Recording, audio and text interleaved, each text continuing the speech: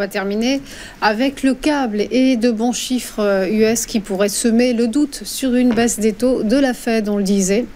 Oui, alors on va avoir des discours, on aura messieurs Bailey et Powell qui vont s'exprimer cette semaine, enfin mercredi exactement. Alors pour le gouverneur de la Banque d'Angleterre, ce sera juste un interview préenregistré, donc complètement, je dirais, contrôlé, mesuré par le gouverneur. Et puis on aura le président de la Fed, lui, qui va participer à un sommet organisé par le journal New York Times, avec un modérateur.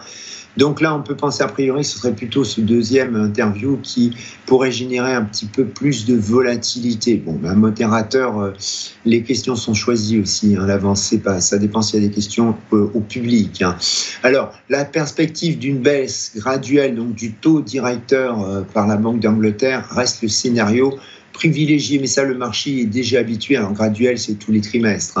Ce serait une réunion sur deux. Alors, le marché des swaps SONIA anticipe donc une baisse équivalente entre la Banque d'Angleterre et la Fed pour la fin de l'année. Donc, respectivement, on regarde moins 74 basis points et moins 70 basis points. Voilà. Donc, la question est donc de savoir si les chiffres de US de cette semaine seront suffisamment forts donc pour empêcher la Fed de baisser ses taux directeurs en décembre, ce qui, dans ce cas, ferait baisser le câble.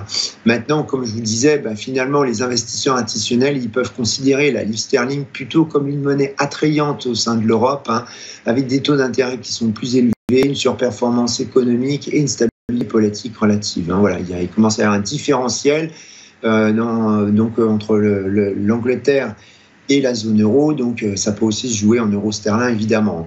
Alors côté analyse technique, donc la livre a effectué un beau rebond de 212 pips la semaine dernière.